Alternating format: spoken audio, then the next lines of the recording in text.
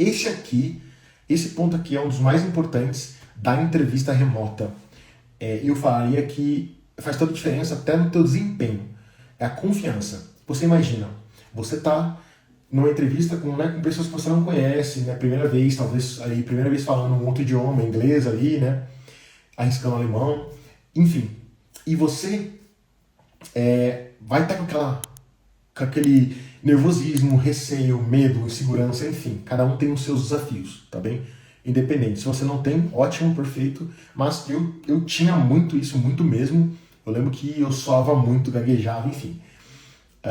Se você tem algum desafio em relação à comunicação em público, né, ou numa entrevista, a entrevista remota, ela traz uma vantagem absurda. Por quê? Além de você poder se preparar e você ter anotações próximo de você, até na tela do computador, né, num bloquinho de notas, né, você também consegue fazer com que o recrutador ele foque mais, né, na comunicação verbal. Ou seja, né, eu tô aqui falando com vocês, eu tô mostrando as minhas mãos e o meu rosto, tá bem? Mas se eu estiver batendo o pé aqui de nervosismo aqui embaixo, vocês não estão vendo, né? Se eu estiver aqui embaixo com a mão estralando os dedos, enfim, vocês não estão vendo. Então, a entrevista remota, ela te dá, de certa forma, uma chance de focar na comunicação, né? Ou seja, deles não lerem você na comunicação não verbal, né? É óbvio que tem leitura facial, que tem leitura corporal, mas é limitada,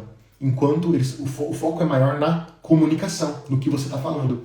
E a comunicação, você vai ter o quê? Você vai ter blocos de nota, vai ter, enfim, colinhas, o que você desejar, palavras-chave, que você possa lembrar, né? Esse tipo de pergunta vai cair. Então eu tenho que falar sobre esse tema aqui. Eu treinei esse tipo de história para contar um pouquinho da minha carreira.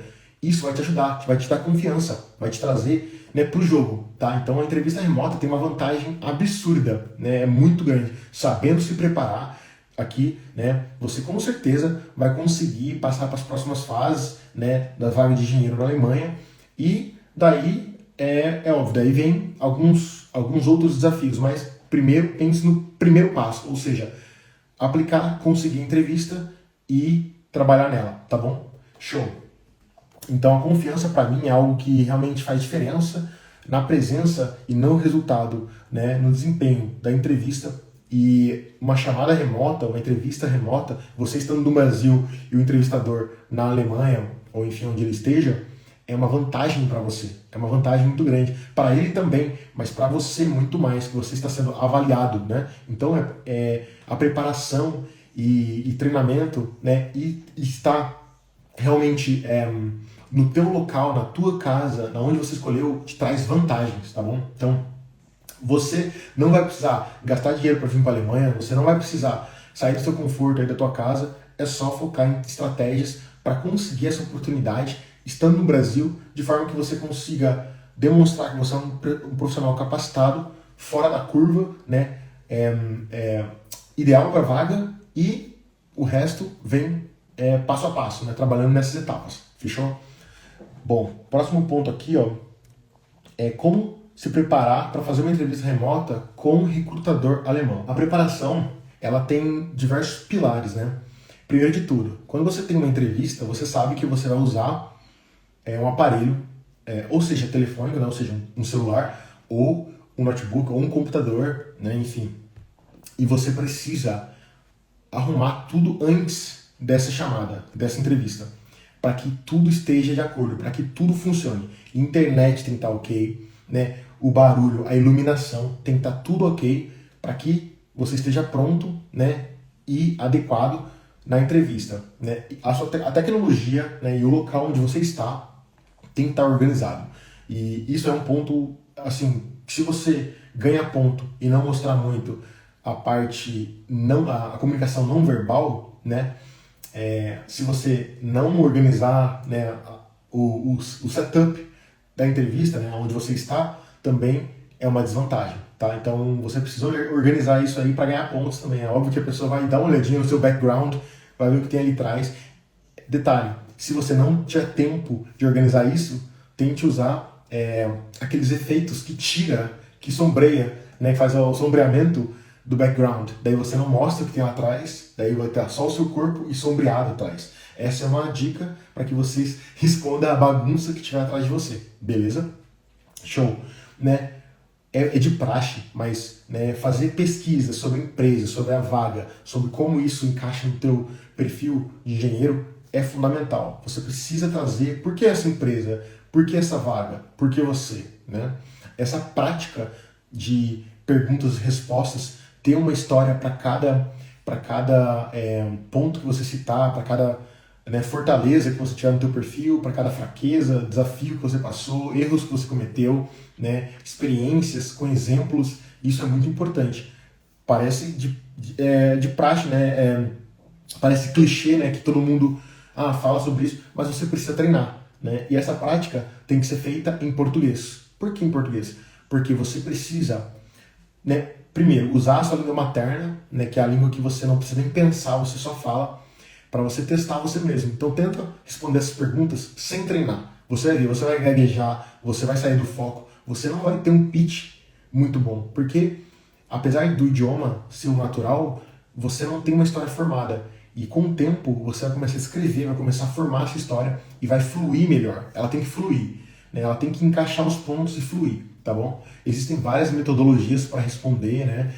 Todo mundo adora STAR, né? Metodologia STAR, mas enfim, existem várias. Independente da metodologia que você vai utilizar para responder uma pergunta, o importante é treiná-la, né? A resposta em português, estar tranquilo e realmente confiante, explicar isso para sua família, para sua parceira, para o seu parceiro, enfim, para todo mundo. E depois disso, você troca o idioma. Daí agora você tá bem para responder essa pergunta. Agora é só achar o vocabulário que você consegue falar a mesma coisa, né, que você preparou em português, tá? O legal é o seguinte, às vezes você fala, pô, Gerson, mas meu inglês tá meio quebrado, ou eu não sei nada de alemão, tudo bem.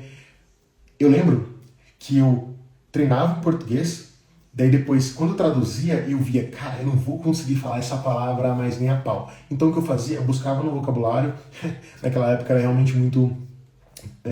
não tinha chat GPT, essas coisas, então eu buscava no vocabulário, né, palavras que me deixavam tipo, falar sobre o assunto de maneira mais fácil, mas que eu ainda continuava falando sobre ele, sabe por quê? Porque se eu tentasse falar aquela palavra que eu ia gaguejar, que eu não ia conseguir pronunciar, eu ia ficar mais nervoso ainda.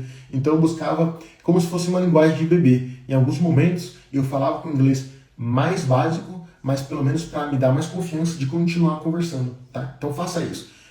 Treine em português. Quando você vê que a palavra que você vai ter que falar é difícil, dê uma volta, explique de uma maneira mais básica, mas não tente buscar esse inglês super rebuscado e você se perder, gaguejar e ficar nervoso ou nervosa. Então, vai de básico, o básico bem feito é muito melhor do que tentar, né, chegar aí fazendo firula aí e não conseguir nada, tá? Então, vai de básico bem feito quando você for falar sobre as suas experiências em outro idioma. Se você estiver confiante, conseguir ter uma pronúncia boa, manda ver, tá bom? Daí melhora, enfim, faz o que você quiser, tá bom? Show. Um ponto aqui muito, muito, muito importante é a pontualidade. Aqui a gente está falando de Alemanha. A Alemanha é conhecida pela pontualidade. Se está escrito no ponto de ônibus 18 horas e 2 minutos, o ônibus vai chegar 18 e 2. Se está escrito o trem vai chegar 15 e 37, ele vai chegar 15 e 37. Gerson, existem exceções? Gerson, tem atraso de trem? Claro que tem. Eu estou falando o seguinte, que o esperado é isso, né? Sempre tem os problemas, mas nós somos conhecidos, e isso é verdade, tá? Nós somos conhecidos por sermos flexíveis, espontâneos, mas também atrasadinhos, tá? Então, quer ganhar ponto ou quer garantir que você não vai ser minado de primeira assim, vai ser retirado, não atrase de nenhuma maneira. Se a sua call, se a sua chamada, entrevista é 2 da tarde, por exemplo, e entra no link faltando 5 minutos, no caso 13h55. Eles vão abrir na hora? Não, talvez eles esperem chegar até 14 horas para abrir a chamada, até porque tem outras pessoas, talvez um ou outro não esteja presente na sala, né? Então eles, internamente, a empresa espera todo mundo chegar para depois abrir a call, para depois abrir a entrevista. Mas se você entrar antes, você mostra, eu tô aqui já pronto, tá bem? Isso é um ponto positivo. Talvez você nunca tenha ouvido falar disso, talvez sim, mas na Alemanha eles esperam muito isso, que você esteja pelo menos 5 minutos mais cedo no horário que você foi convidado ou que tem que estar, tá bom? Então, entrevista online, remota, do mesmo jeito, fechou?